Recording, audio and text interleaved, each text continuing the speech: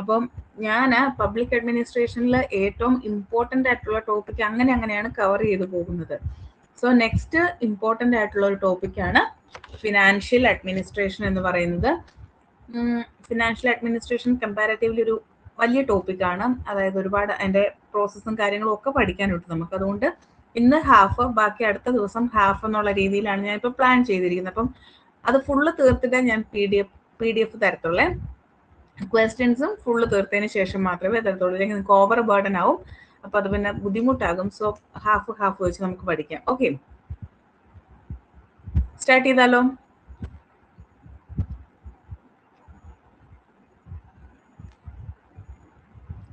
എല്ലാം സെറ്റ് ആണല്ലോ അല്ലേ? ഓക്കെ, അപ്പോൾ നമുക്ക് ഫിനാൻഷ്യൽ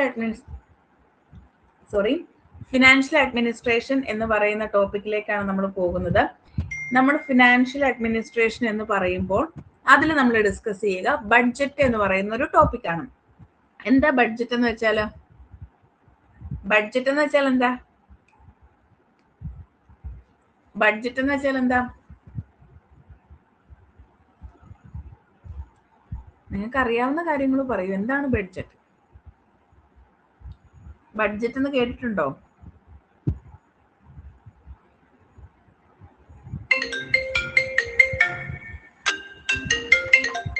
ഒരു സെക്കൻഡേ.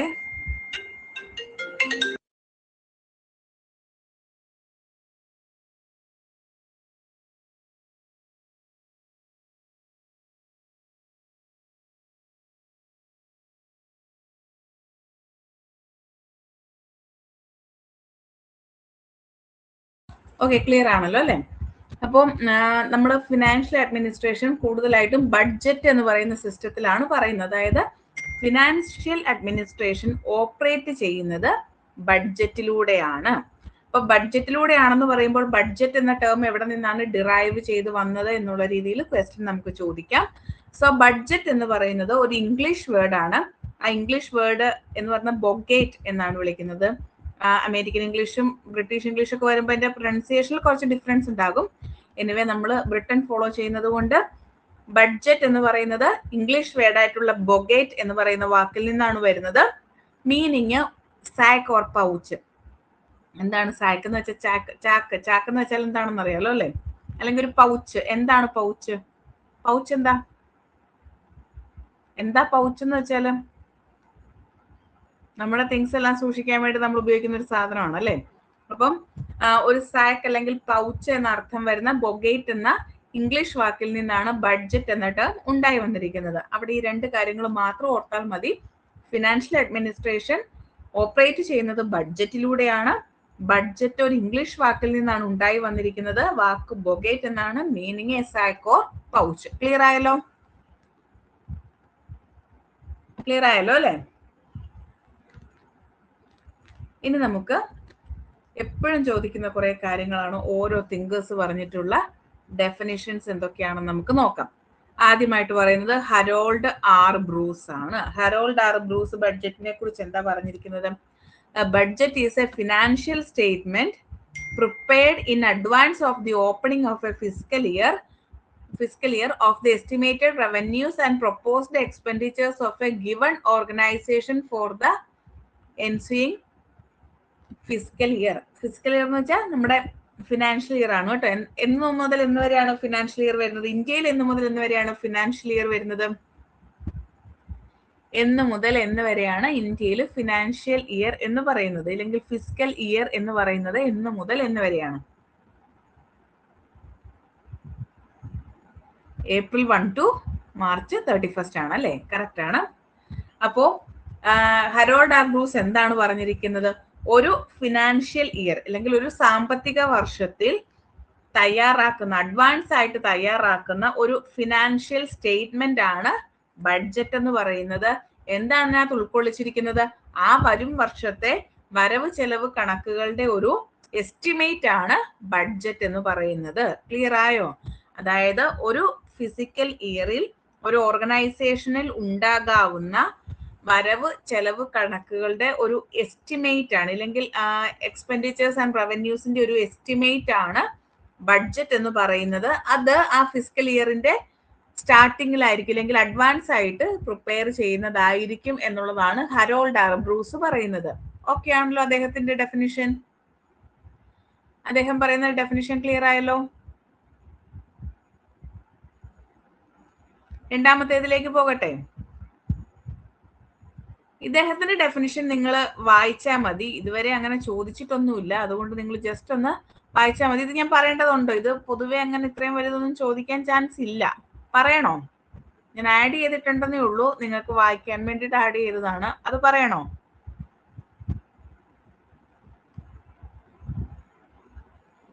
ഓക്കെ. അടുത്തത് ഇദ്ദേഹത്തിന്റെ ഡെഫിനിഷൻ ഓർത്ത് വെച്ചോണ്ട് ഡിമോക്ക്. ഇത് മിക്കവാറും ചോദിക്കും. A budget is a financial plan summarizing the financial experience of the past, stating a current plan and projecting it over a specified period of time in future. അപ്പൊ എന്താണ് ബഡ്ജറ്റ് എന്ന് വെച്ച് കഴിഞ്ഞാൽ ഇറ്റ്സ് എ ഫിനാൻഷ്യൽ എക്സ്പീരിയൻസ്.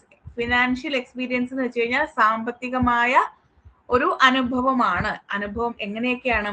കഴിഞ്ഞുപോയ കാര്യത്തെക്കുറിച്ചും നിലവിലുള്ള കാര്യത്തെക്കുറിച്ചും ഇനി വരാൻ പോകുന്ന കാര്യത്തെക്കുറിച്ചും ഡീറ്റെയിൽ ആയിട്ട് പറയുന്ന ഒരു മണി ഫിനാൻഷ്യൽ സ്റ്റേറ്റ്മെന്റ് ആണ് എന്തെന്ന് പറയുന്നത്? ബഡ്ജറ്റ് എന്നാണ്. ഒരു ഫിനാൻഷ്യൽ പ്ലാൻ ആണ് ബഡ്ജറ്റ് എന്നാണ് ഡിമോക്ക് പറയുന്നത്.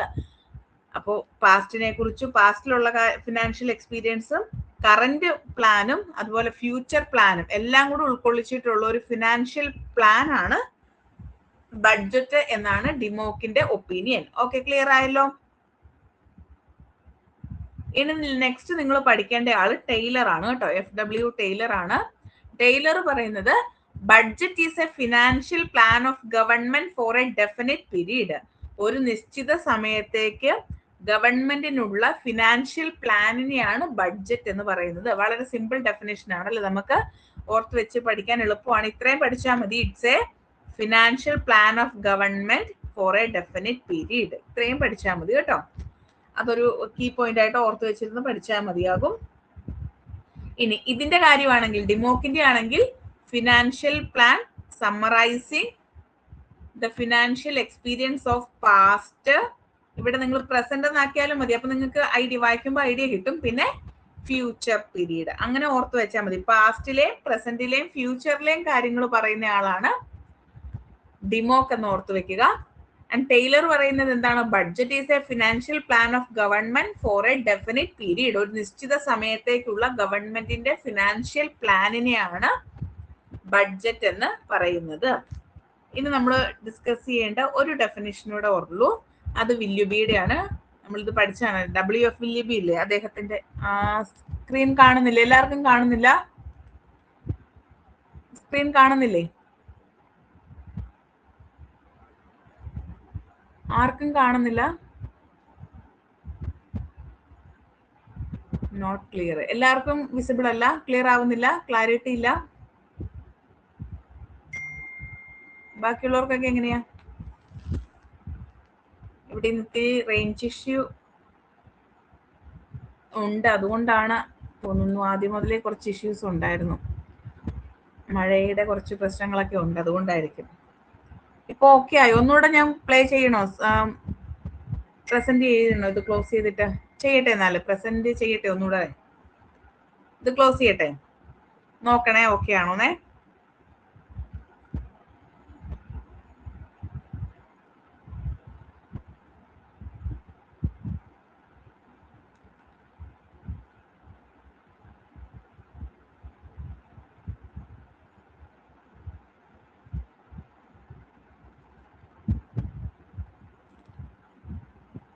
ഇപ്പൊ ഓക്കെ ആയോ? ഇപ്പൊ കാണുന്നുണ്ടോ? ഇപ്പൊ ഓക്കെ ആണോ?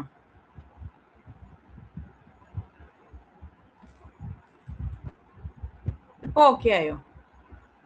ഇതിന് ഇതൊരു ഇമേജ് ആയതുകൊണ്ടാണോ നിങ്ങൾക്ക് ശരിക്കും വിസിബിൾ ആകാത്തതെന്ന് എനിക്കറിയില്ല കേട്ടോ. ബാക്കി റൈറ്റപ്പ് ഒക്കെ കാണാവോ? റൈറ്റിംഗ്സ് ഒക്കെ കാണാവോ? ഇത് കാണാവോ? ഓക്കെ, കാണാലോ അല്ലേ? ഓക്കെ, അടുത്തത് WF വില്യബിയുടെ ഡെഫിനിഷൻ ആണ്. The budget is something much more than a mere estimate of revenues and expenditure. It is or should be at once a report, an estimate and a proposal. വില്യബി പറയുന്നത് എന്താണ്? ഈ വരവ് ചെലവ് കണക്കുകളെ കുറിച്ചുള്ള ഒരു estimate മാത്രമല്ല budget, മറിച്ച് ഇതൊരു റിപ്പോർട്ടാണ്, ഇതൊരു എസ്റ്റിമേറ്റ് ആണ്, ഒപ്പം തന്നെ ഒരു പ്രൊപ്പോസൽ ആണ്. അതായത് വരുന്ന സാമ്പത്തിക വർഷത്തേക്ക് നടത്തേണ്ട കാര്യങ്ങളെ കുറിച്ചുള്ള ഒരു പ്രൊപ്പോസലും എസ്റ്റിമേറ്റും റിപ്പോർട്ടുമാണ് ബഡ്ജറ്റ് എന്നാണ് വില്യബി പറയുന്നത്. ക്ലിയർ ആയോ? എല്ലാവരുടെയും ഡെഫിനേഷൻസ് ക്ലിയർ ആയോ? ബാക്കിയുള്ളവരുടെ നിങ്ങളൊന്ന് വായിച്ചു നോക്കുക.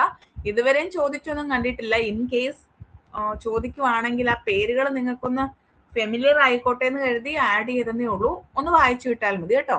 ഓക്കെ ആണോ? ക്ലിയർ ആണോ?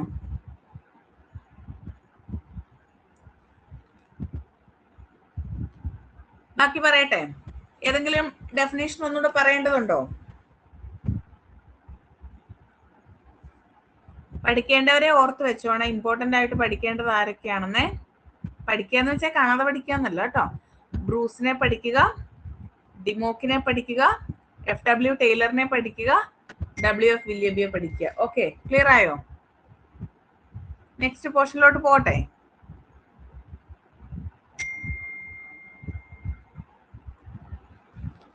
ഓക്കെ, ഓക്കെ ആണല്ലോ അല്ലേ? ഇനി നമുക്ക് ഫങ്ഷൻസ് നോക്കാം. എന്താണ് ഈ ബഡ്ജറ്റ് കൊണ്ടുള്ള പ്രധാനപ്പെട്ട ഫങ്ഷൻസ്, അല്ലെങ്കിൽ ബഡ്ജറ്റ് എന്നതുകൊണ്ട് എന്താണ് ഉദ്ദേശിക്കുന്നത്, അത് എന്തിനു വേണ്ടിയിട്ടാണ് ഓരോ ഗവൺമെന്റും അല്ലെങ്കിൽ ഓരോ ഓർഗനൈസേഷനും സ്വീകരിക്കുന്നത്? നമുക്കറിയാം ഇതൊരു ഗവൺമെന്റ് മാത്രമല്ല അല്ലെ, ഏതൊരു ഓർഗനൈസേഷന്റെയും ഭാഗമായിട്ടുള്ള ഒന്നാണ് ബഡ്ജറ്റ് എന്ന് പറയുന്നത്. അതായത് അത് പ്രൈവറ്റ് ആയിക്കോട്ടെ പബ്ലിക് ആയിക്കോട്ടെ, വരുന്ന ഒരു വർഷത്തേക്ക് കമ്പനി എങ്ങനെ മുന്നോട്ട് പ്രവർത്തിക്കണം, ഇല്ലെങ്കിൽ ഓർഗനൈസേഷൻ എങ്ങനെ മുന്നോട്ട് പ്രവർത്തിക്കണം, ഗവൺമെന്റ് എന്തിനൊക്കെ വേണ്ടിയിട്ടായിരിക്കണം ഫണ്ട് കൈകാര്യം ചെയ്യേണ്ടത് എന്നതിനെ കുറിച്ചുള്ള ഒരു ഡീറ്റെയിൽഡ് എക്സ്പ്ലനേഷൻ അല്ലെങ്കിൽ ഒരു പ്രൊപ്പോസൽ ആണ് അല്ലെ. അപ്പോൾ അത് എല്ലാ ഓർഗനൈസേഷനും ബാധകമാണ് എന്നുള്ളത് മനസ്സിലാക്കി വെക്കുക.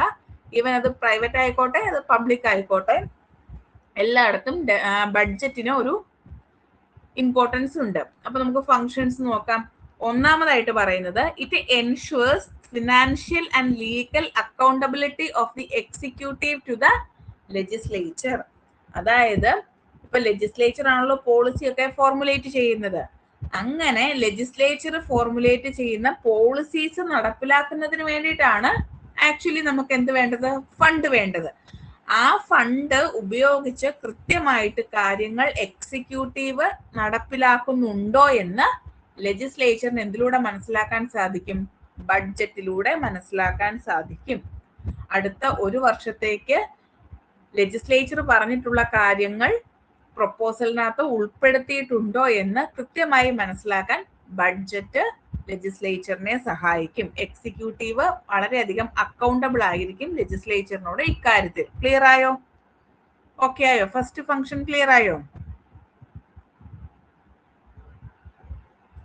ഇനി രണ്ടാമതായിട്ട് പറയുന്നത് it ensures accountability of subordinates to superiors. അപ്പം ലെജിസ്ലേച്ചറും എക്സിക്യൂട്ടീവും മാത്രമല്ല, ഞാൻ പറഞ്ഞു ബഡ്ജറ്റ് എന്ന് പറയുന്നത് ഒരു പബ്ലിക് സ്പിയറിൽ അല്ലെങ്കിൽ ഒരു പബ്ലിക് ഓർഗനൈസേഷനിൽ മാത്രമുള്ള കാര്യമല്ല, പ്രൈവറ്റ് ഓർഗനൈസേഷനിലും ഉണ്ട് അല്ലെ. അപ്പോ സുപ്പീരിയേഴ്സിനോട് സബോർഡിനേറ്റ്സ് അക്കൗണ്ടബിൾ ആകാൻ വേണ്ടി ഉപയോഗിക്കുന്ന ഒരു ടൂൾ ആയിട്ട് നമുക്ക് എന്തിനെ കൺസിഡർ ചെയ്യാം? ബഡ്ജറ്റിനെ കൺസിഡർ ചെയ്യാം. മൂന്നാമതായിട്ട് പറയുന്നത് it is an instrument of social and economic policy. സാമൂഹികവും സാമ്പത്തികവുമായിട്ടുള്ള ഒരു നയമാണ്, അല്ലെങ്കിൽ നയങ്ങൾ രൂപീകരിക്കാനുള്ള ഒരു ഇൻസ്ട്രുമെന്റ് ആണ് ഏതെന്ന് പറയുന്നത്? ബഡ്ജറ്റ് എന്ന് പറയുന്നത്. And it facilitates the efficient execution of the functions and services of the government. ഗവൺമെന്റിന്റെ സേവനങ്ങളും അതുപോലെ തന്നെ ചുമതലകളും കൃത്യമായിട്ട് നടപ്പിലാക്കാൻ ഇത് സഹായിക്കുന്നു. ലാസ്റ്റ് ആയിട്ട് പറയുന്നത് എന്താണ്? It facilitates the administration, management and coordination.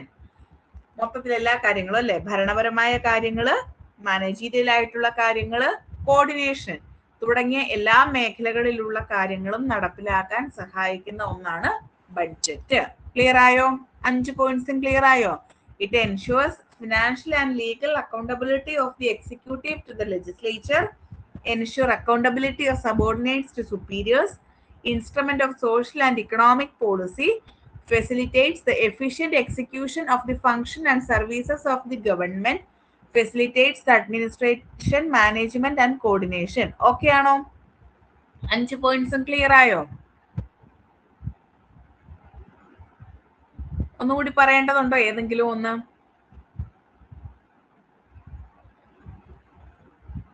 Clear ആയോ? എന്നാൽ നമുക്ക് നെക്സ്റ്റ് പോയിന്റിലോട്ട് പോകാം.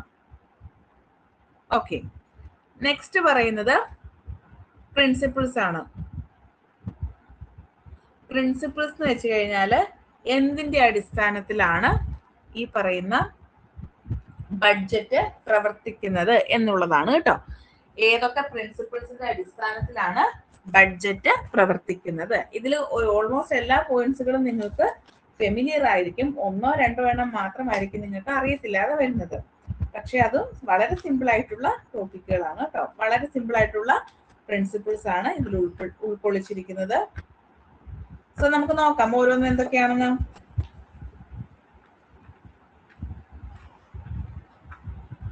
ആദ്യത്തേത് എന്താ പറയുന്നത്?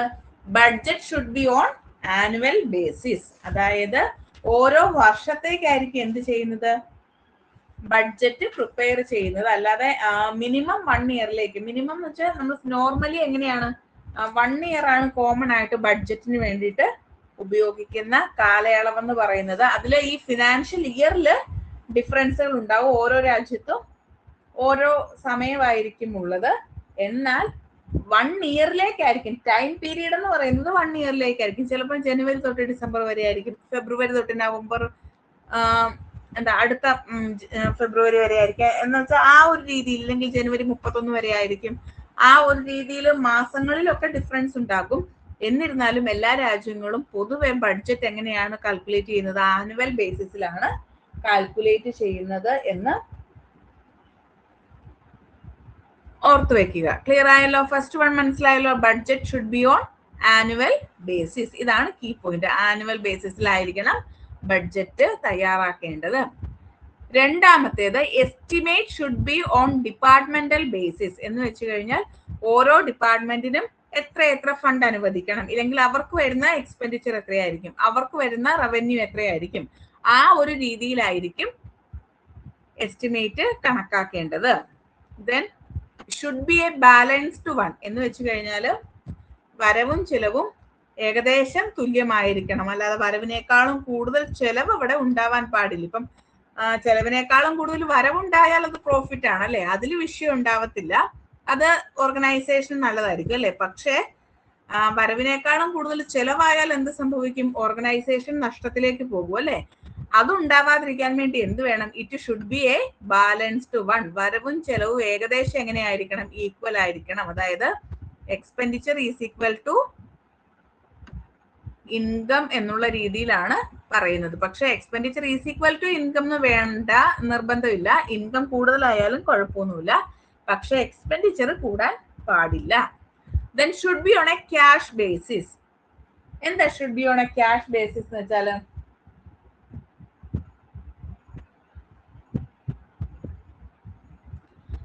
ഇത്രേ ഉള്ളൂ. ഒരു ഫിനാൻഷ്യൽ ഇയറില് നമ്മൾ ചെലവാക്കുന്ന തുക എത്രയാണ് എന്നായിരിക്കും നമ്മളവിടെ പറയുന്നത്. കറക്റ്റ് ആയിട്ടുള്ള ഒരു മണി, ഒരു എന്താണ് കറക്റ്റ് ആയിട്ടൊരു എമൗണ്ടിന്റെ കാര്യത്തിലായിരിക്കും അവിടെ പറയുന്നത്. അല്ലാതെ അതിന് വേണ്ടിയിട്ട് ഇത്ര പെർസെൻറ്റേജ് ആ ഒരു രീതിയിലായിരിക്കില്ല പറയുന്നത്. എത്ര രൂപ ചെലവാകും, എത്ര രൂപ വരുമാനം ഉണ്ടാകും, ഈ ഒരു രീതിയിലായിരിക്കും പറയുന്നത്. പിന്നെ one budget for all financial transactions. അതായത് ഒരു രാജ്യത്തിലെ എല്ലാ ഫിനാൻഷ്യൽ ട്രാൻസാക്ഷനും വേണ്ടിയിട്ട് ഒരൊറ്റ ബഡ്ജറ്റേ ഉണ്ടാവാൻ പാടുള്ളൂ. അല്ലാതെ ഓരോ ഡിപ്പാർട്ട്മെന്റിനും സെപ്പറേറ്റ് ബഡ്ജറ്റ്, അല്ലെങ്കിൽ ഓരോ ഗവൺമെന്റൽ ഓർഗനൈസേഷൻസിനും സെപ്പറേറ്റ് ബഡ്ജറ്റ്, അങ്ങനൊന്നുമില്ല. ഇപ്പൊ സെൻട്രൽ ഗവൺമെന്റിനും സ്റ്റേറ്റ് ഗവൺമെന്റിനും ഡിഫറെന്റ് ആയിട്ടുള്ള ബഡ്ജറ്റ് ഉണ്ടാവാം. എന്നാൽ ഹോം മിനിസ്ട്രിക്ക് ഒരു ബഡ്ജറ്റ്, എഡ്യൂക്കേഷൻ മിനിസ്ട്രിക്ക് ഒരു ബഡ്ജറ്റ്, ആ ഒരു രീതിയിലുള്ള ക്ലാസിഫിക്കേഷൻ ഉണ്ടാവില്ല. എല്ലാ ഫിനാൻഷ്യൽ ട്രാൻസാക്ഷനും വേണ്ടി ഒരൊറ്റ ബഡ്ജറ്റേ ഉണ്ടാവത്തുള്ളൂ. ക്ലിയർ ആയോ? ഇത്രയും 5 പോയിന്റ്സ് ക്ലിയർ ആയോ? ഈ 5 എണ്ണത്തിൽ ഏതെങ്കിലും ഡൗട്ട് ഉണ്ടോ?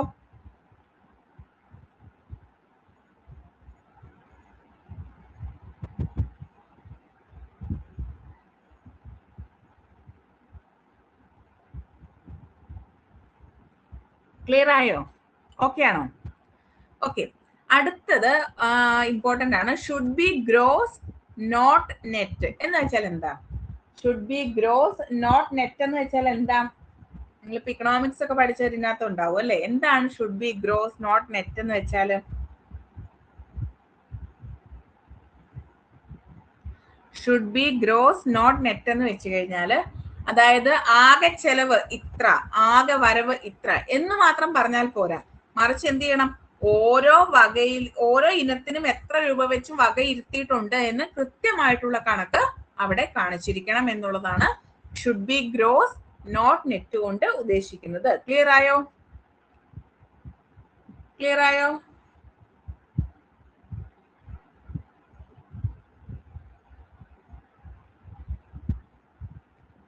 ഓക്കെ ആണല്ലോ. ഓക്കെ, ഇനി അടുത്തതും വളരെ ഇമ്പോർട്ടന്റ് ആണ്. ഇറ്റ് ഷുഡ് ബി ക്ലോസ് എന്ന് വെച്ചാൽ എന്താ? ക്ലോസ് ആവുക എന്ന് വെച്ചാൽ എന്താ? അതായത് നമ്മളിപ്പോ ഒരു കാര്യത്തിന് വേണ്ടി അല്ലെങ്കിൽ ഒരു ഇനത്തിന് വേണ്ടി വകയിരുത്തുന്ന എമൗണ്ട് ഏകദേശം അതിനോട് അടുത്ത് തന്നെ ആയിരിക്കണം ചെലവഴിക്കേണ്ടത്. കാരണം എന്താന്ന് വെച്ച് കഴിഞ്ഞാൽ ഇപ്പം ഏതെങ്കിലും ഒരു ഇനത്തിന് വേണ്ടിയിട്ട് നമ്മൾ ഓവറായിട്ട് എസ്റ്റിമേറ്റ് നടത്തിയെന്ന് വിചാരിച്ചോ, അങ്ങനെ നടത്തി കഴിഞ്ഞാൽ എന്ത് സംഭവിക്കും? ടാക്സേഷൻ കൂടും, ഇല്ലെങ്കിൽ ടാക്സ് കൂടുതൽ കൊടുക്കേണ്ടി വരും. ഇത് നമ്മൾ കുറവാണ് കൊടുത്തതെങ്കിലോ കറക്റ്റ് ആയിട്ട് അത് ഫുൾഫിൽ ചെയ്യാൻ പറ്റുമോ? ഇല്ല അല്ലെ? അപ്പൊ അങ്ങനെയുള്ള ഡിഫറൻസസ് ഉണ്ടാകാതിരിക്കാൻ വേണ്ടി എന്ത് ചെയ്യണം എന്ന് ചോദിച്ചാൽ മാക്സിമം നമുക്ക് ചെലവാകേണ്ട രൂപ എത്രയാണോ അതിനോട് ക്ലോസ് ആയിട്ടുള്ള എമൗണ്ട് ആയിരിക്കണം ബഡ്ജറ്റിൽ കാണിക്കാൻ. ക്ലിയർ ആയോ? ക്ലിയർ ആയോ? Then next rule of lapse ആണ്. ലാപ്സ് ആവുക എന്ന് വെച്ചാൽ എന്താ? ലാപ്സ് ആകുക എന്ന് വെച്ചാൽ എന്താ?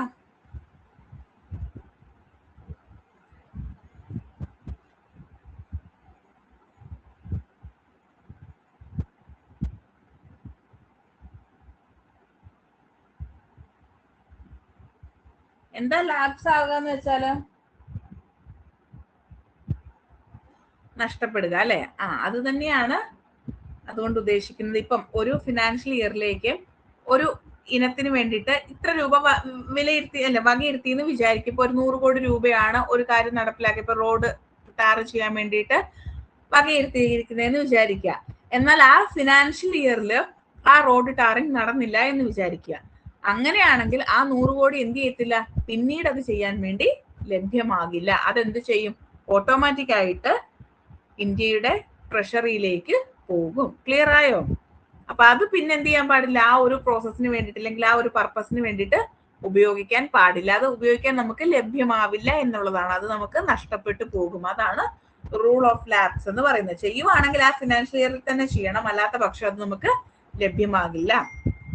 ദെൻ നെക്സ്റ്റ് പറയുന്നത് revenue and capital portion should be separated എന്ന് വെച്ച് കഴിഞ്ഞാല് നമുക്ക് ലഭ്യമാകുന്ന ഇല്ലെങ്കിൽ നമുക്ക് കുറെ എക്സ്പെൻഡിച്ചറും കാര്യങ്ങളും ഒക്കെ ഉണ്ടല്ലോ, അത്തരത്തിലുള്ള എക്സ്പെൻഡിച്ചറിന് വേണ്ടിയിട്ട് ഇല്ലെങ്കിൽ എന്താ റവന്യൂ എക്സ്പെൻഡിച്ചറിന് വേണ്ടിയിട്ട് ചെലവാകുന്ന ബഡ്ജറ്റും ഇല്ലെങ്കിൽ ഭാഗങ്ങളും ക്യാപിറ്റൽ പോർഷൻസ്, അതായത് നമ്മളിപ്പം ഇൻവെസ്റ്റ്മെന്റ് ഒക്കെ നടത്തത്തില്ലേ, ഫോറിൻ ഡയറക്റ്റ് ഇൻവെസ്റ്റ്മെന്റ്, അങ്ങനത്തെ FDI ഒക്കെ പോലത്തെ ഇൻവെസ്റ്റ്മെന്റുകളൊക്കെ ഇല്ലേ, അങ്ങനെ ഇൻവെസ്റ്റ്മെന്റുകൾ നടത്തുന്നത് സെപ്പറേറ്റ് ആയിട്ടും ബഡ്ജറ്റിൽ കാണിക്കണം എന്നുള്ളതാണ് അടുത്തതിൽ പറയുന്നത്. Revenue and capital portion should be separated. Revenue എക്സ്പെൻഡിച്ചറും ക്യാപിറ്റൽ എക്സ്പെൻഡിച്ചർ അല്ലെങ്കിൽ ഇൻവെസ്റ്റ്മെന്റ്സും സെപ്പറേറ്റ് ആയിട്ട് തന്നെ ബഡ്ജറ്റിൽ ഇൻക്ലൂഡ് ചെയ്യുക. നെക്സ്റ്റ് എന്ന് പറയുന്നത് form of estimate should correspond to form of accounts എന്ന് വെച്ചാൽ എന്താ?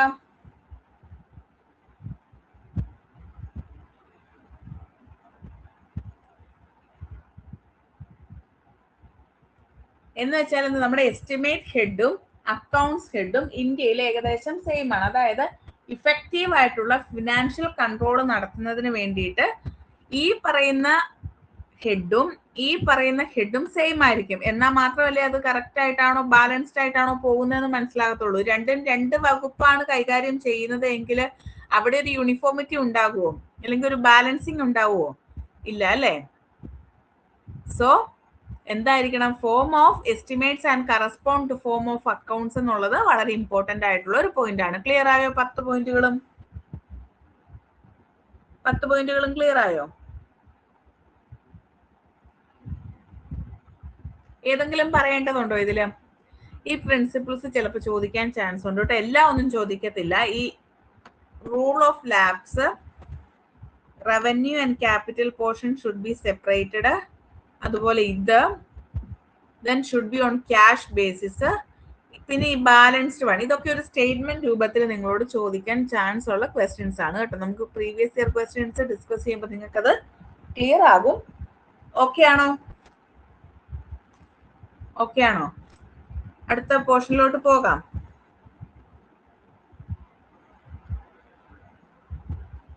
അടുത്ത പോർഷനിലേക്ക് പോയാലോ? ഓക്കെ, ഇനി നോക്കിക്കേ, ഫോംസ് ഓഫ് ബഡ്ജറ്റിംഗ് ആണ് അല്ലെ. എന്ന് വെച്ച് കഴിഞ്ഞാൽ different types or different systems or different forms of budgeting. ഏതൊക്കെയാണ് ഡിഫറെന്റ് ടൈപ്പ് ഓഫ് ബഡ്ജറ്റിംഗ്? അതിലാദ്യമായിട്ട് നമ്മൾ പറയുന്നത് ലൈൻ ഐറ്റം ബഡ്ജറ്റിംഗ് ആണ്. എന്താണ് ലൈൻ ഐറ്റം ബഡ്ജറ്റിംഗ് നോക്കാം. ഇതിനെ നമ്മൾ ട്രഡീഷണൽ ബഡ്ജറ്റിംഗ് എന്നും കൺവെൻഷണൽ ബഡ്ജറ്റിംഗ് എന്നും അറിയപ്പെടുന്നുണ്ട്. ഇത് നിങ്ങൾ പഠിച്ചു വെച്ചേക്കുക. ഇത് ചോദിക്കാൻ ചാൻസ് ഉണ്ട്. ഏത് ബഡ്ജറ്റിനെയാണ് ട്രഡീഷണൽ ബഡ്ജറ്റ് എന്നറിയപ്പെടുന്നത് അല്ലെങ്കിൽ കൺവെൻഷണൽ ബഡ്ജറ്റ് എന്നറിയപ്പെടുന്നത്? ഇങ്ങനെയുള്ള ടേമുകൾ, ബാക്കിയുള്ള ടേമുകൾ ഓർത്ത് വെച്ചേക്കുക. ലൈൻ ഐറ്റം ബഡ്ജറ്റിങ്ങിനെയാണ് ട്രഡീഷണൽ ബഡ്ജറ്റിംഗ് അല്ലെങ്കിൽ കൺവെൻഷണൽ ബഡ്ജറ്റിംഗ് എന്ന് അറിയപ്പെടുന്നത്. ഇനി ഇതെന്താന്ന് വെച്ച് കഴിഞ്ഞാൽ ഒബ്ജക്റ്റ് വൈസ് ക്ലാസിഫിക്കേഷൻ ആണ് ഇവിടെ നടത്തുന്നത്. ഇത്രേ ഉള്ളൂ. ഇപ്പം ഒരു ബഡ്ജറ്റിൽ ഒരു സ്പെസിഫിക് ഐറ്റത്തിന് വേണ്ടിയിട്ട് ഒരു എമൗണ്ട് സ്പെൻഡ് ചെയ്യാൻ ബഡ്ജറ്റിൽ തീരുമാനിച്ചു. അങ്ങനെയാണെങ്കിൽ ആ എമൗണ്ട് ആ ഐറ്റത്തിന് മാത്രമേ സ്പെൻഡ് ചെയ്യാൻ പാടുള്ളൂ. അത് ഇനി മിച്ചം ഉണ്ടെങ്കിൽ അത് അടുത്ത ഐറ്റത്തിലേക്ക് നമുക്ക് ഉപയോഗിക്കാം എന്ന് പറഞ്ഞാൽ അത് നടക്കില്ല. ആ ഐറ്റത്തിൽ മാത്രമേ എന്ത് ചെയ്യാൻ പാടുള്ളൂ? ആ ഫണ്ട് ഉപയോഗിക്കാൻ പാടുള്ളൂ. അതിന് ഉപയോഗിച്ചില്ലെങ്കിൽ അത് ലാപ്സ് ആയി പോകും. ക്ലിയർ ആയോ? അതാണ് ലൈൻ ഐറ്റം ബഡ്ജറ്റിംഗ് എന്ന് പറയുന്നത്. ലെജിസ്ലേച്ചർ ഗ്രാന്റ് ചെയ്തിരിക്കുന്ന ഒരു സ്പെസിഫിക് ഐറ്റത്തിന് ഗ്രാന്റ് ചെയ്തിരിക്കുന്ന എമൗണ്ട് അതിൽ മാത്രമേ ഉപയോഗിക്കാൻ പാടുള്ളൂ. The amount granted by the legislature on a specific item should be spend on that item only. Clear ആയോ? ലൈൻ ഐറ്റം ബഡ്ജറ്റിംഗ് ക്ലിയർ ആയോ? ലൈൻ ഐറ്റം ബഡ്ജറ്റിങ്ങിനെ നമ്മൾ ട്രഡീഷണൽ ബഡ്ജറ്റിംഗ് എന്നും കൺവെൻഷണൽ ബഡ്ജറ്റിംഗ് എന്നും അറിയപ്പെടുന്നു. ഇതൊരു ഒബ്ജക്റ്റ് വൈസ് ക്ലാസിഫിക്കേഷൻ ആണ് നടത്തുന്നത്. ലെജിസ്ലേച്ചർ നൽകിയിരിക്കുന്ന എമൗണ്ട് ആ സ്പെസിഫിക് ഐറ്റത്തിന് മാത്രമേ ഉപയോഗിക്കാൻ പാടുള്ളൂ എന്നുള്ളതാണ് ലൈൻ ഐറ്റം ബഡ്ജറ്റിംഗ് കൊണ്ട് ഉദ്ദേശിക്കുന്നത്. ഓക്കെ ആണല്ലോ? രണ്ടാമത്തെ ടൈപ്പിലേക്ക് പോകാം.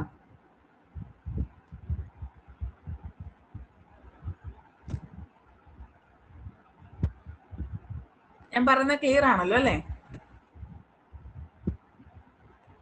പറയുന്നത് കേൾക്കാവോ? ഓക്കെ, രണ്ടാമത്തേത് പെർഫോമൻസ് ബഡ്ജറ്റിംഗ് ആണ്.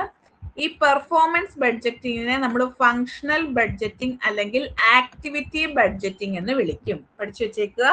Performance budgeting is also known as functional budgeting or activity budgeting. ഇതിന്റെ ഒറിജിൻ എന്ന് പറയുന്നത് USA ആണ്. നമ്മൾ ലാസ്റ്റ് ക്ലാസ്സിൽ പഠിച്ചില്ലായിരുന്നു, ഫസ്റ്റ് ഹൂവർ കമ്മീഷൻ 1949. ഈ ഫസ്റ്റ് ഹൂവർ കമ്മീഷൻ ആണ് പെർഫോമൻസ് ബഡ്ജറ്റിംഗ് എന്ന് പറയുന്ന ടേം ആദ്യമായിട്ട് കൊണ്ടുവന്നിരിക്കുന്നത്. അപ്പം ആരാണ് പെർഫോമൻസ് ബഡ്ജറ്റിംഗ് എന്ന ടേം കോയിൻ ചെയ്തതെന്ന് ചോദിക്കാം. അത് ഫസ്റ്റ് ഹൂവർ കമ്മീഷൻ ആണ് എന്ന് ഓർക്കുക. US-ലാണ് അതിന്റെ ഒറിജിൻ എന്ന് ഓർക്കുക. ഫങ്ഷണൽ ബഡ്ജറ്റിംഗ് എന്നും ആക്ടിവിറ്റി ബഡ്ജറ്റിംഗ് എന്നും ഇത് അറിയപ്പെടുന്നു എന്നതുകൂടി ഓർക്കുക. ക്ലിയർ ആയല്ലോ? ഇനി നമുക്ക് ഇതിന്റെ അഡ്വാൻറ്റേജസ് എന്തൊക്കെയാണെന്ന് നോക്കാം.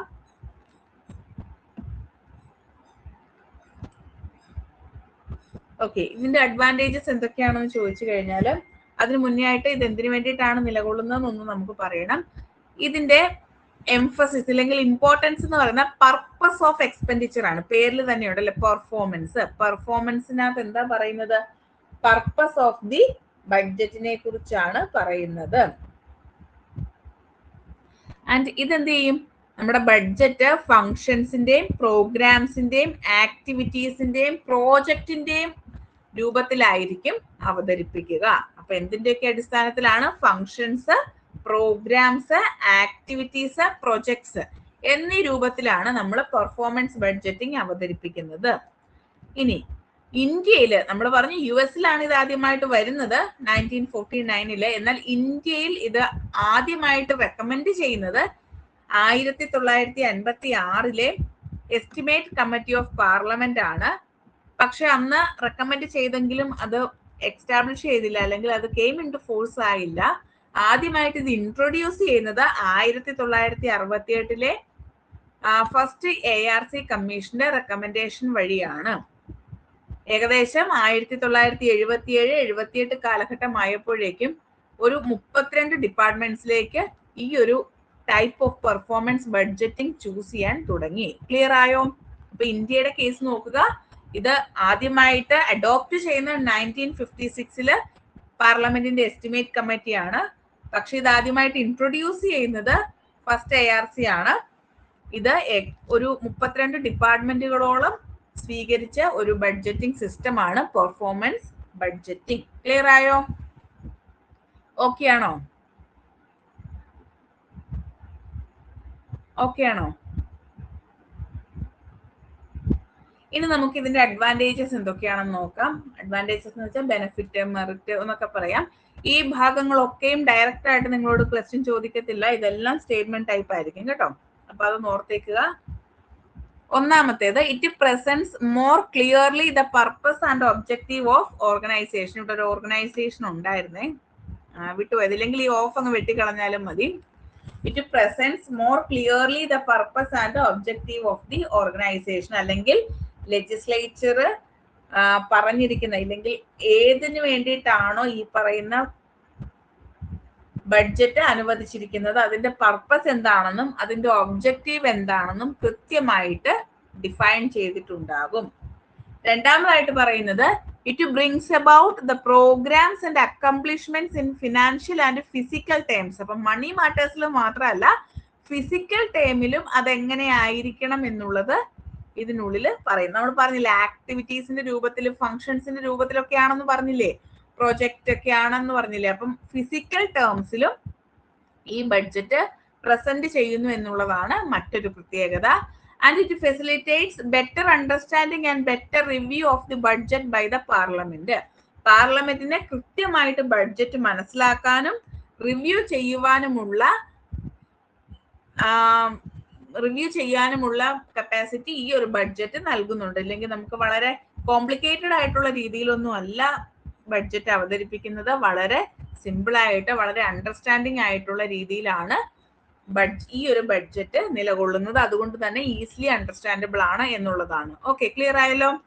അടുത്തത്, improves the formulation of budget. അപ്പൊ നമ്മൾ പറഞ്ഞു, ഫങ്ഷൻസിന്റെയും ആക്ടിവിറ്റിയുടെ ഒക്കെ രൂപത്തിലായത് കൊണ്ട് തന്നെ ഈ ബഡ്ജറ്റിന്റെ ഫോർമുലേഷൻ ഒന്നുകൂടി സിംപ്ലർ ആയിരിക്കും. Then it facilitates the process of decision making at all levels of government.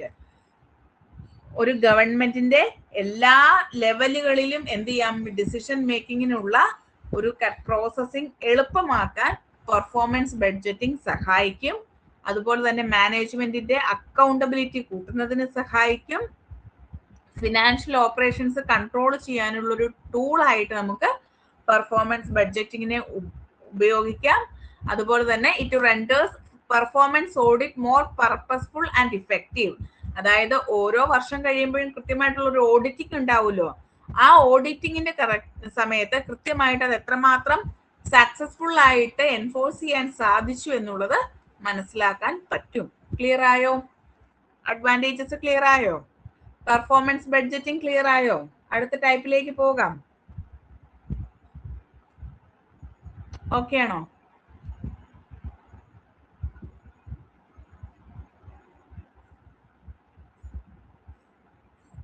അടുത്ത ടൈപ്പിലേക്ക് പോകാം.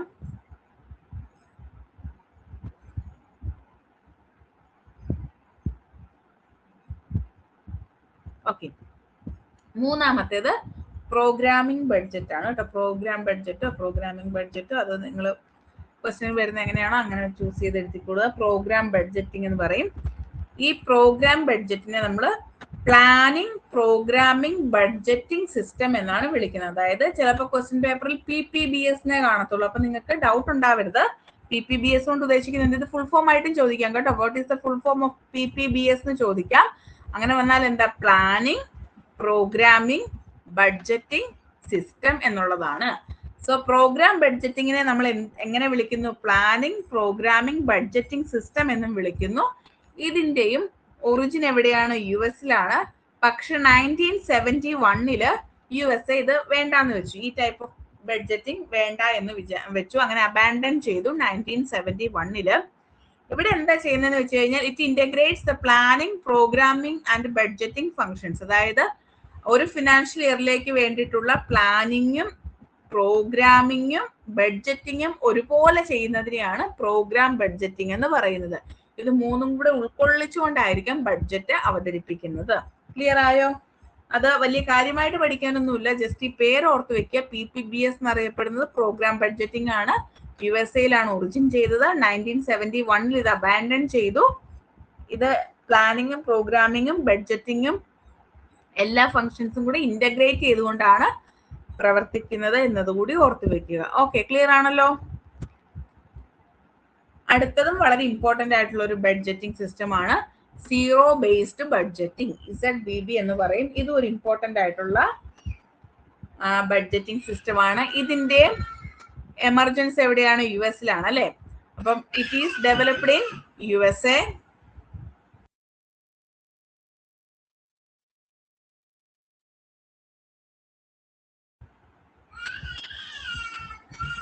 ഓക്കെ, സീറോ ബേസ്ഡ് ബഡ്ജറ്റിംഗ് എന്ന് പറഞ്ഞാൽ ഡെവലപ്പ് ചെയ്തിരിക്കുന്നത് US and every scheme should be reviewed critically and rejustified totally from zero before being included in the budget.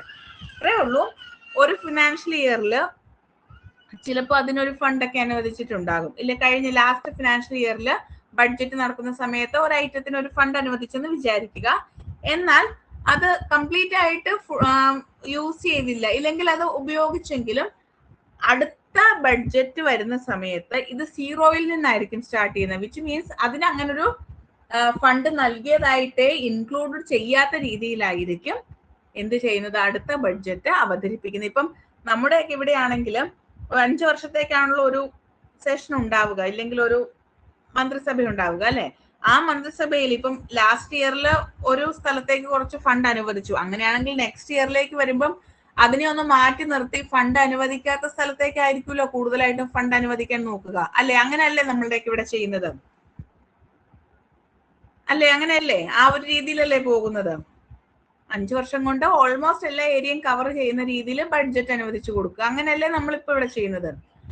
എന്നാൽ അതിൽ നിന്നും വ്യത്യസ്തമായിട്ട് ഒരു ഫിനാൻഷ്യൽ ഇയറിൽ കൊടുത്ത അതേ ഏരിയക്ക് തന്നെ, ഇല്ലെങ്കിൽ ഒരു ഫിനാൻഷ്യൽ ഇയറിൽ ഉൾപ്പെടുത്തിയിട്ടുള്ള അതേ ഐറ്റം തന്നെ അടുത്ത ഫിനാൻഷ്യൽ ഇയറിലും ഇതിൽ ഉൾപ്പെടുത്തും. അത് ഫ്രം ദ ബിഗിനിങ് ആണ്. അതില്ലെങ്കിൽ സ്റ്റാർട്ട് ചെയ്യുന്നത് സീറോയിൽ നിന്നായിരിക്കും. അവിടെ കൊടുത്ത ഫണ്ട് ഒന്നും അവിടെ കാൽക്കുലേറ്റ് ചെയ്യില്ല. അപ്പൊ എങ്ങനെ വരും? It should be reviewed critically and rejustified totally from zero before being included in the budget. ഇതിന്റെ അഡ്വാൻറ്റേജസ് എന്തൊക്കെയാണെന്ന് ചോദിച്ചു കഴിഞ്ഞാൽ, ഒന്നാമത്തേത് എലിമിനേറ്റ് ലോ പ്രയോറിറ്റി പ്രോഗ്രാംസ്. അപ്പം ലോ പ്രയോറിറ്റി പ്രോഗ്രാംസിനെ എലിമിനേറ്റ് ചെയ്യാൻ സഹായിക്കുന്നു. ദെൻ രണ്ടാമത്തേത് ഇംപ്രൂവ്സ് ദ പ്രോഗ്രാം ഇഫക്റ്റീവ്നെസ്. കൃത്യമായിട്ട് ഇല്ലെങ്കിൽ പ്രോഗ്രാം ഇഫക്റ്റീവ്നെസ് കൂട്ടാൻ സഹായിക്കുന്നു. Makes high impact programmes to obtain more finances. കൂടുതൽ റവന്യൂ ഉണ്ടാക്കാൻ സഹായിക്കുന്നു. Reduces the tax increases. Tax വർദ്ധിക്കുന്നതിൽ നിന്ന് സഹായിക്കും. Facilitates critical review of schemes. ഓരോ സ്കീമിന്റെയും റിവ്യൂ കറക്റ്റ് ആയിട്ട് ലഭ്യമാകും. Provides for quick budget adjustments during the year. ഓരോ വർഷവും ബഡ്ജറ്റിൽ അഡ്ജസ്റ്റ്മെന്റ്സ് നടത്തുവാൻ സാധിക്കും. Allocate the scarce resources rationally. അതായത് നമുക്ക് ലഭ്യമാകാൻ ബുദ്ധിമുട്ടുള്ള റിസോഴ്സുകളെ വളരെ യുക്തിപൂർവമായി ഇല്ലെങ്കിൽ റാഷണൽ ആയിട്ട് അലോക്കേറ്റ് ചെയ്യാൻ ഇതുകൊണ്ട് സഹായിക്കും. ഇനി ഇന്ത്യയുടെ കാര്യം നോക്കുവാണെങ്കിൽ ഈ പറയുന്ന സീറോ ബേസ്ഡ് ബഡ്ജറ്റിംഗ് സിസ്റ്റം ഉള്ളത് ഡിപ്പാർട്ട്മെന്റ് ഓഫ് സയൻസ് ആൻഡ് ടെക്നോളജിയിൽ 1983 ആദ്യമായിട്ട് ഇന്ത്യ ഇത് സ്വീകരിച്ചിരിക്കുന്നത്. വേറെ പല ഡിപ്പാർട്ട്മെന്റുകളിലും ഉപയോഗിക്കുന്നുണ്ട്. എന്നിരുന്നാലും ഇത് ആദ്യമായിട്ട് ഉപയോഗിക്കുന്നത് department of science and technology in 1983. ഇതായിരിക്കും നിങ്ങളോട് ക്വസ്റ്റൻ ആയിട്ട് ചോദിക്കുന്നത്. ആദ്യമായിട്ട് zero based budgeting system India introduce ചെയ്തത് എന്നാണ്, ഏത് ഡിപ്പാർട്ട്മെന്റിലാണ് എന്നുള്ളത്, പിന്നെ സീറോ ബേസ്ഡ് ബഡ്ജറ്റിംഗ് സിസ്റ്റം എന്താണ് എന്നും ചോദിക്കാം. ക്ലിയർ ആയോ?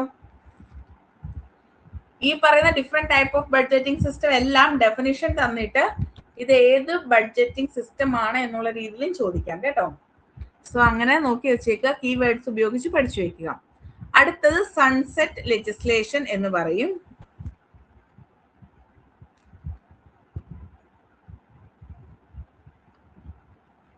സൺസെറ്റ് ലെജിസ്ലേഷൻ എന്ന് വെച്ചാൽ എന്താ സൺസെറ്റ് എന്ന് വെച്ചാൽ? സൺസെറ്റ് എന്താ? സൺസെറ്റ് എന്താ? സൺസെറ്റ് എന്താ?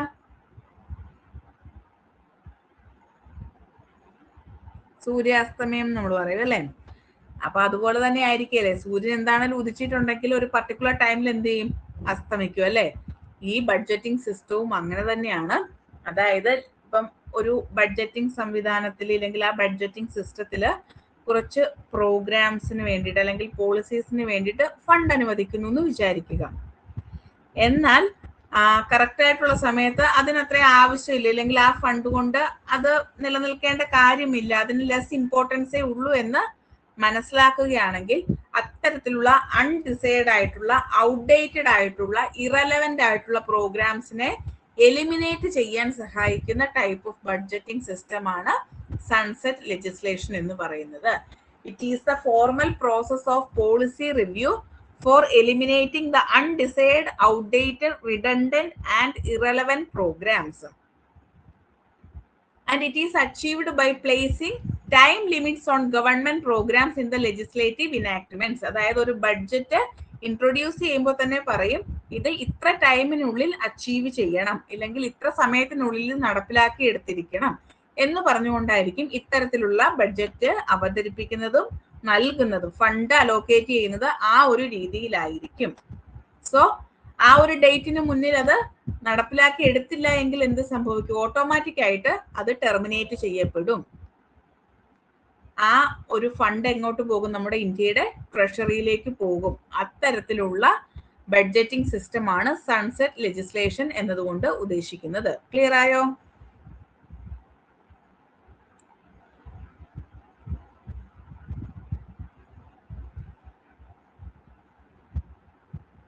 ഓക്കെ ആണോ?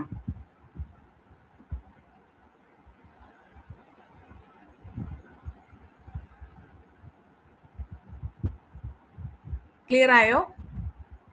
ഓക്കെ. ഇനി ഇതിന്റെ അഡ്വാൻറ്റേജസ് എന്തൊക്കെയാണെന്ന് നോക്കാം. ഒന്നാമതായിട്ട് പറയുന്നത് it ensures economy in government expenditure. ഇവിടെ സ്പെല്ലിംഗ് മിസ്റ്റേക്ക് ആണ്, ഓ ചേർക്കണേ. It ensures economy in government expenditure. അതായത് നമ്മുടെ ഗവൺമെന്റിന്റെ ചെലവുകളിൽ ഒരു ഫിനാൻഷ്യൽ ആയിട്ടുള്ള ഒരു സെക്യൂരിറ്റി ഉണ്ടാക്കിയെടുക്കുന്നതിന് ഇത് സഹായിക്കും. അതോടൊപ്പം തന്നെ it avoids unnecessary expansion of government expenditure. ആവശ്യമില്ലാതെ ഗവൺമെന്റിന്റെ ചെലവ് കൂടുന്നതിൽ നിന്നും ഗവൺമെന്റിനെ ഒഴിവാക്കാൻ ഇത് സഹായിക്കും. അതുപോലെ makes the financial resources available for new programmes. ആവശ്യമുള്ള ഇമ്പോർട്ടന്റ് ആയിട്ടുള്ള പുതിയ പ്രോഗ്രാമുകൾക്ക് ഫണ്ട് ചിലവഴിക്കുന്നതിന് ഇത് സഹായിക്കും.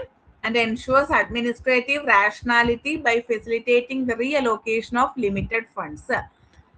നിലവിലുള്ള ഫണ്ട് കൃത്യമായി വിനിയോഗിക്കുന്നത് വഴി അഡ്മിനിസ്ട്രേഷനിൽ ഒരു റാഷണാലിറ്റി ഉണ്ടാക്കിയെടുക്കുന്നതിന് ഇത് സഹായിക്കും. അപ്പൊ ഇത്രയുമാണ് സൺസെറ്റ് ലെജിസ്ലേഷന്റെ അഡ്വാൻറ്റേജസ് ആയിട്ട് പറയുന്നത്. ക്ലിയർ ആയോ? ഓക്കെ ആണോ? ക്ലിയർ ആയോ?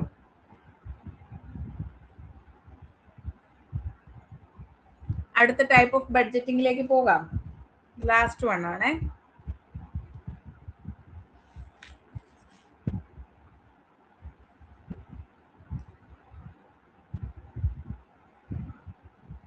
Okay, last one top down budgeting ആണ്. ടോപ്പ് ഡൗൺ ബഡ്ജറ്റിംഗ് ഈ പറഞ്ഞതുപോലെ തന്നെ USA ആദ്യമായിട്ട് ഇൻട്രൊഡ്യൂസ് ചെയ്യുന്നത്. 1981 ഇൻട്രൊഡ്യൂസ് ചെയ്യുന്നത്. ഇതിനെ നമ്മൾ വിളിക്കുന്ന മറ്റൊരു പേര് ടാർഗറ്റ് ബേസ് ബഡ്ജറ്റിംഗ് എന്നാണ്. അപ്പം ടാർഗറ്റ് ബേസ് ബഡ്ജറ്റിംഗ് എന്നറിയപ്പെടുന്നത് ടോപ്പ് ഡൗൺ ബഡ്ജറ്റിംഗ് ആണെന്ന് ഓർത്ത് വെക്കുക. ഇതിന്റെ പ്രത്യേകത എന്താന്ന് വെച്ച് കഴിഞ്ഞാൽ നമ്മൾ ഇതുവരെയും പഠിച്ച ബഡ്ജറ്റിംഗ് സിസ്റ്റംസ് ഉണ്ടല്ലോ, ആ ബഡ്ജറ്റിംഗ് സിസ്റ്റംസിന്റെ എല്ലാം എലമെന്റ്സ് ഇൻക്ലൂഡഡ് ആയിട്ടുള്ള ബഡ്ജറ്റിംഗ് സിസ്റ്റം ആണ് ടോപ്പ് ഡൗൺ ബഡ്ജറ്റിംഗ് എന്ന് പറയുന്നത്. ഇതിനകത്ത് പെർഫോമൻസ് ബഡ്ജറ്റിന്റെ എലമെന്റ്സ് കാണാം, അതുപോലെ PPBSന്റെ എലമെന്റ്സ് കാണാം, ZZBയുടെ കാണാം, സൺസെറ്റ് ലെജിസ്ലേഷന്റെ കാണാം. അങ്ങനെ ഇതുവരെ നമ്മൾ പഠിച്ചിട്ടുള്ള എല്ലാ ടൈപ്പ് ഓഫ് ബഡ്ജറ്റിംഗ് സിസ്റ്റത്തിന്റെയും എലമെന്റ്സ് ഉള്ള ഒരു ടൈപ്പ് ഓഫ് ബഡ്ജറ്റിംഗ് സിസ്റ്റം ആണ് ടോപ്പ് ഡൗൺ ബഡ്ജറ്റിംഗ്. ഇനി ഇവരെന്താ ചെയ്യുന്നത് നോക്കാം. It is a method of allocating public revenues to the agencies in which agency spending limits are set by the chief executive officer of the government. അപ്പൊ ഇവിടെ എന്താണ് ചെയ്യുന്നത്? ഒരു ഏജൻസീസിന് അല്ലെങ്കിൽ ഒരു ഓർഗനൈസേഷന് അനുവദിച്ചിട്ടുള്ള പബ്ലിക് റവന്യൂ അതിന്റെ സ്പെൻഡിങ് ലിമിറ്റ് എത്രയാണ് എന്ന് സെറ്റ് ചെയ്യുന്നത് chief executive officer of the government ആയിരിക്കും. ബാക്കിയൊക്കെ നമ്മൾ എസ്റ്റിമേറ്റ് ആയിട്ട് പറയുന്നത് മാത്രമേ ഉള്ളൂ അല്ലെ. ഇവർ കൃത്യമായിട്ടുള്ള ഒരു സ്പെൻഡിങ് ലിമിറ്റ് എന്ത് ചെയ്യും, ഉണ്ടാക്കിയിരിക്കും. ആ സ്പെൻഡിങ് ലിമിറ്റിൽ മാത്രമേ എന്ത് ചെയ്യാൻ പറ്റത്തുള്ളൂ, ആ ഏജൻസീസിന് ഫണ്ട് യൂസ് ചെയ്യാൻ പറ്റത്തുള്ളൂ. അത്തരത്തിലുള്ള ബഡ്ജറ്റിംഗ് സിസ്റ്റം ആണ് ടോപ്പ് ഡൗൺ ബഡ്ജറ്റിംഗ് എന്ന് പറയുന്നത്. ഓക്കെ, ക്ലിയർ ആയല്ലോ അല്ലെ. ഇനി നെക്സ്റ്റ് നമ്മൾ പറയാൻ പോകുന്നത് ബഡ്ജറ്റ് പ്രോസസ് ആണ്. പക്ഷെ ഇത് ഞാൻ മൊത്തമായിട്ട് പറയുന്നില്ല, ജസ്റ്റ് ഫോർമുലേഷൻ മാത്രമേ ഞാൻ പറയുന്നുള്ളൂ. അതിനുശേഷം നമുക്ക് അടുത്ത ക്ലാസ്സിൽ അത് ഡീറ്റെയിൽ ആയിട്ട് പഠിക്കാം. അത് തന്നെ നമുക്കൊരു ക്ലാസ്സിൽ പഠിക്കാനുണ്ട് കേട്ടോ. അപ്പൊ ബഡ്ജറ്റ് പ്രോസസ് എന്ന് പറഞ്ഞാൽ നമുക്ക് എങ്ങനെയാണ് 4 സൈക്കിളിലൂടെയാണ് അല്ലെ ബഡ്ജറ്റ് പ്രോസസ്സിംഗ് നടക്കുന്നത്. ആദ്യമേ എന്ത് ചെയ്യണം, ബഡ്ജറ്റ് പ്രിപ്പയർ ചെയ്യണ്ടേ. ബഡ്ജറ്റ് പ്രിപ്പയർ ചെയ്യണം, ആ ബഡ്ജറ്റ് ഇനാക്ട് ചെയ്യണം ഇല്ലെങ്കിൽ ഇംപ്ലിമെന്റ് ചെയ്യണം. പിന്നെയോ ഇനാക്ട് ചെയ്യണം. ഇനാക്ട് ചെയ്തതിന് ശേഷം ഇംപ്ലിമെന്റ് ചെയ്യണം. ഇംപ്ലിമെന്റ് ചെയ്തതിന് ശേഷം ഓഡിറ്റിംഗ് നടത്തണം. അങ്ങനെ 4 സ്റ്റേജസിലൂടെയാണ് ഒരു ബഡ്ജറ്റ് കടന്നു പോകുന്നത്. ഇത് പഠിച്ചു വെക്കുക, സൈക്കിൾസ് ചോദിക്കാം കേട്ടോ. ബഡ്ജറ്റ് പ്രിപ്പറേഷൻ ഉണ്ട്, ഇനാക്ട്മെന്റ് ഓഫ് ദി ബഡ്ജറ്റ് ഉണ്ട്, ഇംപ്ലിമെന്റേഷൻ ഉണ്ട്, ദെൻ ഓഡിറ്റ് ഉണ്ട്. ക്ലിയർ ആയോ? 4 സൈക്കിൾസും ക്ലിയർ ആയോ? ഓരോ സൈക്കിളും നമ്മൾ കൃത്യമായിട്ട് പഠിക്കും കേട്ടോ. ഇനി ഒരു കാര്യം ചോദിക്കട്ടെ, നിങ്ങൾക്ക് എത്ര ടൈപ്പ് ഓഫ് ബഡ്ജറ്റ് ഉണ്ടെന്ന് അറിയാവോ? ഇന്ത്യയിൽ നമുക്ക് എത്ര ടൈപ്പ് ഓഫ് ബഡ്ജറ്റ് ഉണ്ട്?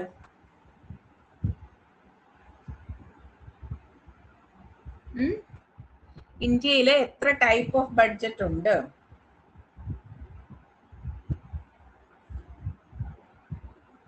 ഓക്കെ, ആദ്യകാലത്തെ ക്ലാസിഫിക്കേഷൻ എങ്ങനെയായിരുന്നു? ആദ്യകാലം എന്നൊന്നും പറയാൻ പറ്റത്തില്ല, വളരെ റീസെന്റ് ആയിട്ടാണ് ചേഞ്ച് ആയിരിക്കുന്നത്. എന്നിരുന്നാലും നിങ്ങളൊക്കെ പഠിച്ച സമയത്ത് നിങ്ങൾ 2 തരത്തിലുള്ള ബഡ്ജറ്റിനെ കുറിച്ച് പഠിക്കുന്നുണ്ടാവും അല്ലെ. കേട്ടിട്ടില്ലേ? ജനറൽ ബഡ്ജറ്റ്, റെയിൽവേ ബഡ്ജറ്റ് കേട്ടിട്ടുണ്ടോ? ജനറൽ ബഡ്ജറ്റ്, റെയിൽവേ ബഡ്ജറ്റ് കേട്ടിട്ടുണ്ടോ?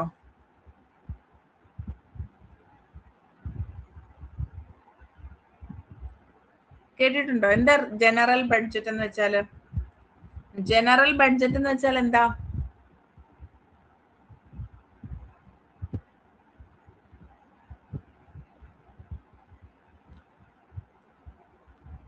എന്താ ജനറൽ ബഡ്ജറ്റ് എന്ന് വെച്ചാല്?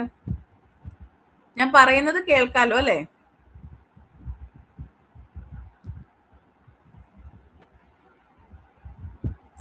ഓഡിബിൾ ആണല്ലോ അല്ലെ? റെസ്പോൺസ് ഒന്നും ഇല്ലാത്തോണ്ട് ചോദിച്ചതാ. അറിയില്ലെങ്കിൽ അറിയില്ല എന്ന് പറഞ്ഞു കേട്ടോ, കുഴപ്പമില്ല. എന്നാലും നിങ്ങൾ കേൾക്കുന്നുണ്ടോ ഇല്ലയോ എന്നുള്ളത് എനിക്ക് ക്ലാരിഫൈ ചെയ്യാലോ. ഓഡിബിൾ ആണോ?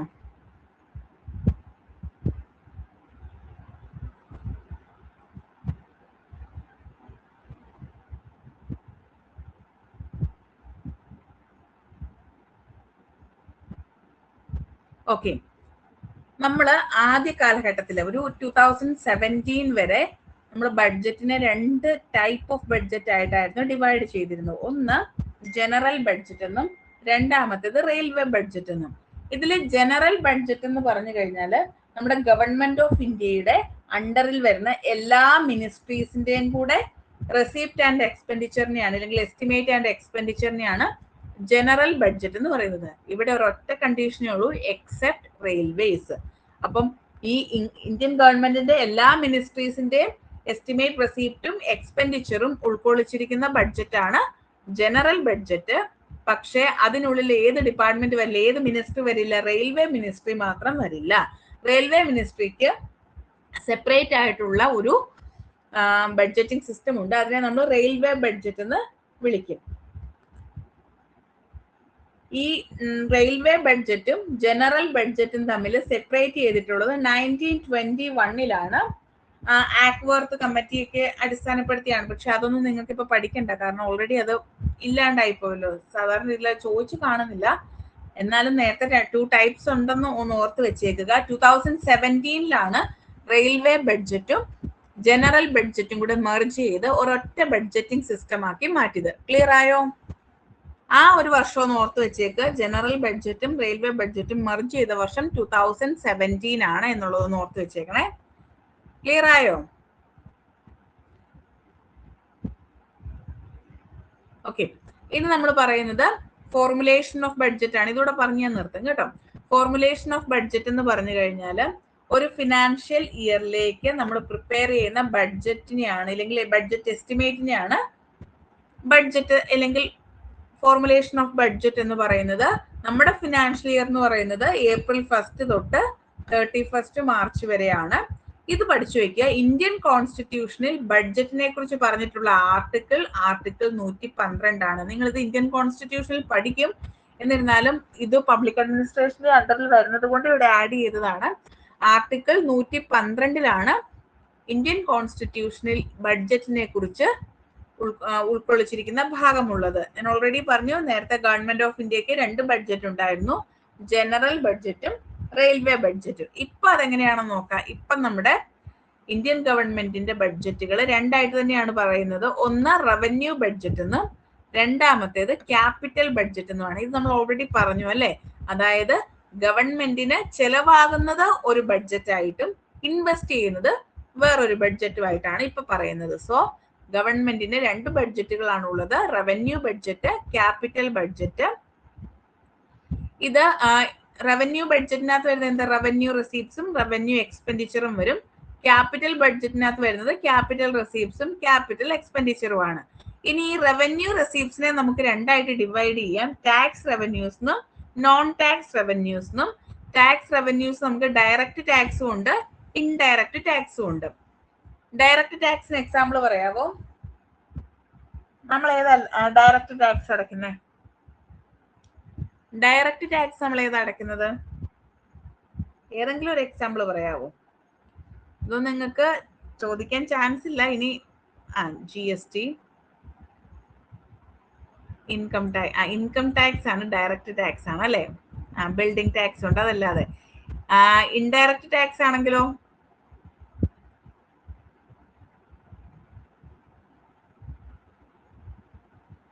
ഇൻഡയറക്റ്റ് ടാക്സ് ഒരുപാടുണ്ടല്ലേ. നമ്മൾ ഏതൊരു സാധനം വാങ്ങിച്ചാലും അവിടെ എല്ലാം നമ്മൾ ടിക്കറ്റ് ഒക്കെ ഇൻഡയറക്റ്റ് ടാക്സിലാണ് നമ്മൾ ചെയ്യുന്നത് അല്ലെ. അപ്പോൾ ഇത്തരത്തിൽ 2 ആയിട്ടാണ് ഇപ്പം കോമൺലി ബഡ്ജറ്റിനെ ഡിവൈഡ് ചെയ്തിരിക്കുന്നത്. സോ ഇത്രയുമാണ് ടൈപ്സ് ഓഫ് ബഡ്ജറ്റ്. ഇനി നമ്മൾ ഫോർമുലേഷൻ ഓഫ് ബഡ്ജറ്റ് പറയും,